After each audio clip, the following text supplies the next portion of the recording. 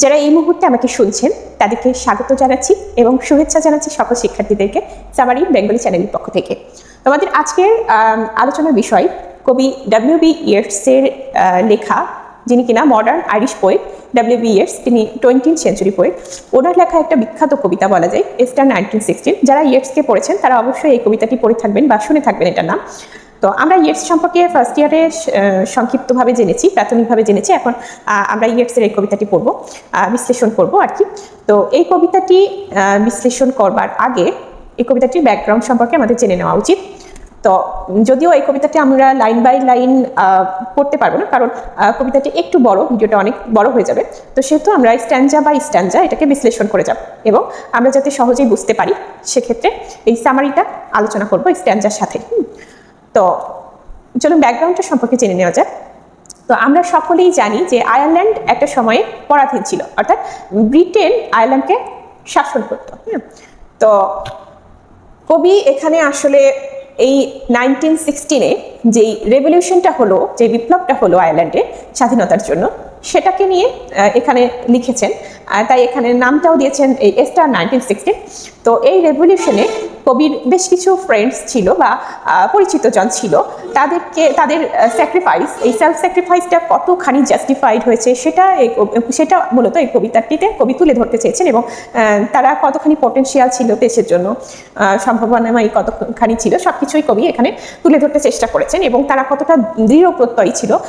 তো এখানে হচ্ছে যে কবি এই প্রত্যেকটা স্ট্যাঞ্জাতে একটা কমন লাইন ব্যবহার করেছেন, সেটা হচ্ছে যে আ টেরিবল বিউটি ইজ বর্ন। কেমন উইয়ার্ড না? বিউটি আবার কখনো টেরিবল হয় নাকি? মানে সৌন্দর্য কখনো ভয়ঙ্কর হয় নাকি?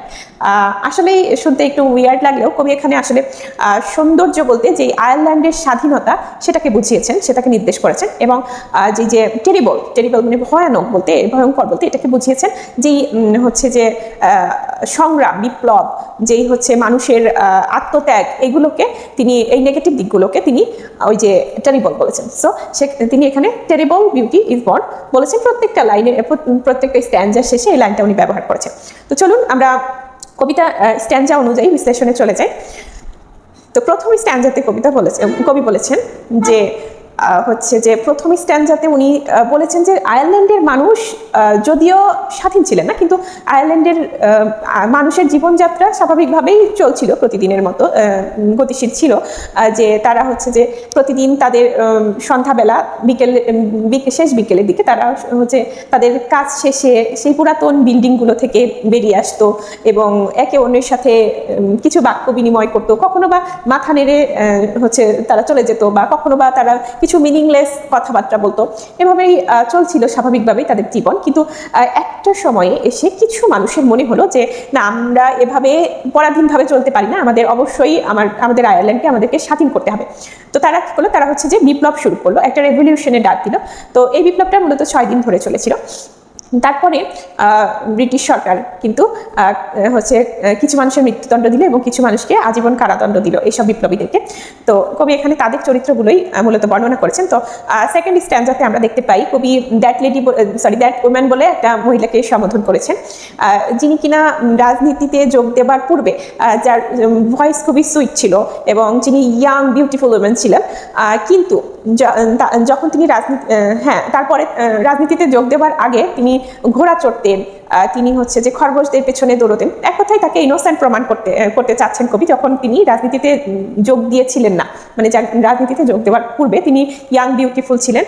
কিন্তু রাজনীতিতে যখন তিনি যোগ দিলেন বা রেভলিউশনে যোগ দিলেন, তারপর থেকেই তার কণ্ঠস্বর কর্কশ হতে শুরু করলো, ভয়েসটা আর সুইট থাকলো না। তিনি যেহেতু সবসময় পলিটিক্যাল আর্গুমেন্টের মধ্য দিয়ে যেতেন, দিন কাটাতেন, তার জন্য তিনি তার সেই আগের ইনোসেন্সটা কিন্তু আর থাকলো না। তারপর সেকেন্ড যে ক্যারেক্টারটার কথা বলেছেন সেটাকে তিনি দিস ম্যান বলে সম্বোধন করেছেন। সেটা তিনি আসলে প্যাট্রিক পিয়ার্সকে বোঝাতে চেয়েছেন এখানে। তো তিনি একজন স্কুল টিচার ছিলেন। তারপরে থার্ড যে ক্যারেক্টারটা হচ্ছে যে তার নাম হচ্ছে যে থমাস ম্যাকডোনা। তিনি একজন কবি, মানে ভালো কবিতা লিখতেন আর কি কবি হচ্ছে। তারপরে তিনি ভীষণ সেন্সিটিভ ছিলেন, তার হচ্ছে ভীষণ গভীরে চিন্তাভাবনা ছিল, ক্রিটিক্যাল চিন্তাভাবনা ছিল। তো কবি এই মানুষটাকে ভীষণ পছন্দ করতো ব্যক্তিগতভাবে। তো তিনি মনে করতেন যে এই মানুষটা ভীষণ পটেনশিয়াল একজন ব্যক্তি ছিলেন, ভীষণ সম্ভাবনাময়ী একজন ব্যক্তি ছিলেন। তিনি যদি বেঁচে থাকতেন তাহলে তিনি দেশের জন্য অনেক কিছু করতে পারতেন। তারপরে তার কবিতা, ভালো ভালো কবিতা আমরা উপহার পেতাম পরবর্তীতে। তো তিনি সেলফ স্যাক্রিফাইস করেছেন স্বাধীনতার জন্য। এটা কতখানি আসলে খুব একটা জাস্টিফাইড হয়নি, কবি এখানে এটা বোঝাতে চেয়েছেন। তো ফোর্থ যে ক্যারেক্টারটা ছিল তিনি হচ্ছে, আমরা তার সম্পর্কে ফার্স্ট ইয়ারে আমরা কিছুটা জেনেছি। আমরা যারা মডগন সম্পর্কে জানতে পেরেছিলাম, মেজর ম্যাকব্রাইড সম্পর্কেও হয়তো আমরা কিছুটা জানি। তিনি কবির প্রেমিকা মডগনকে বিয়ে করেছিলেন। প্রেমিকা ঠিক না, কবি তাকে পছন্দ করতেন মডগনকে। তো মেজর ম্যাকব্রাইড আসলে উনি হচ্ছে যে একজন ড্রাঙ্কেন পার্সন ছিলেন এবং তিনি মানুষের সাথে খুব একটা ভালো কিছু করেননি, ভালো ব্যবহার করেননি আর কি, কারো কারোর সাথে খারাপ করেছেন যারা কবির কাছের মানুষ ছিল। তিনি এখানে মডগনকেও বোঝাতে চেয়েছেন। যা হোক, কবি ব্যক্তিগতভাবে তাকে খুব একটা পছন্দ করতেন না এবং তিনি হচ্ছে যে, কিন্তু পরবর্তীতে তিনি যখন এই রেভলিউশনে যোগদান করলেন এবং কবি হচ্ছে তার কবিতায় তাকে অন্তর্ভুক্ত করলো, কারণ তিনি পরবর্তীতে আয়ারল্যান্ডের জন্য কিছু করলেন। এই রেভলিউশনে যোগ দিয়ে তিনি সেলফ স্যাক্রিফাইসটা করলেন এবং আয়ারল্যান্ডের মানুষের জন্য কিছু করলেন। তো এই জন্য কবি তার প্রতি শ্রদ্ধা দেখিয়ে, যদিও কবি তাকে পছন্দ করতেন না, কিন্তু তারপরেও তার প্রতি শ্রদ্ধা দেখিয়ে কবি এই কবিতাটিতে তাকে ইনক্লুড করলেন। হ্যাঁ, তো তারপরের স্ট্যান্ডাতে কবি বলেছেন যে তাদের এই মৃত্যুটা আসলে খুব একটা জাস্টিফাইড হয়নি, কিন্তু তারপরেও হচ্ছে জাস্টিফাইড হয়নি এবং তাদের যেই দৃঢ় প্রত্যয় স্বাধীনতার জন্য, সেটাকে তিনি স্টোনের সাথে তুলনা করেছেন। যেই নেচারের স্টোন যেমন একেবারে অপরিবর্তনশীল থাকে, নেচারের প্রত্যেকটা জিনিস পরিবর্তন হলেও পাথর কিন্তু অপরিবর্তনশীল থাকে। তো এই যে তাদের যেই এই রেভলিউশনারিদের যে চিন্তা ভাবনা বা যেই চেতনা বা স্বাধীনতার যে আকাঙ্ক্ষা, এটা কিন্তু কখনোই দমে থাকেনি বা এটা কখনোই চেঞ্জ হয়নি, একই রকম ছিল। তাই জন্য এটাকে তিনি স্টোনের সাথে তুলনা করেছেন।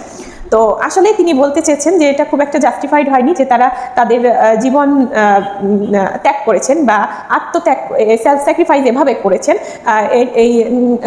তাদের প্রাণটাই হারিয়ে ফেললেন। এবং এটা কিন্তু না করলেও আয়ারল্যান্ড স্বাধীন হতো এবং তারা যদি বেঁচে থাকতে না, তাহলে তারা যেমন পোটেনশিয়াল ব্যক্তি ছিলেন সেভাবেই তারা দেশের জন্য অনেক কিছু করতে পারতেন। যখনই আয়ারল্যান্ডের স্বাধীনতার কথা আসবে, তখনই এই মানুষগুলোকে শ্রদ্ধা ভরে মানুষ স্মরণ করবে এবং সেজন্যই কবি এনাদেরকে ওনার কবিতায় লিখে রেখে গেলেন। তো যদিও তাদের সেলফ স্যাক্রিফাইসটা জাস্টিফাইড হয়নি খুব একটা, কিন্তু তাদেরকে মানুষ আয়ারল্যান্ডের স্বাধীনতার প্রশ্ন যখনই আসবে তাদেরকে সবাই শ্রদ্ধা ভরে স্মরণ করবেন। তো এই ছিল আমাদের আজকের কবিতার বিশ্লেষণ। পরবর্তী ভিডিও পাওয়া পর্যন্ত আমাদের সামারি ইন বেঙ্গলি চ্যানেলের সঙ্গে থাকবেন। ধন্যবাদ সকল।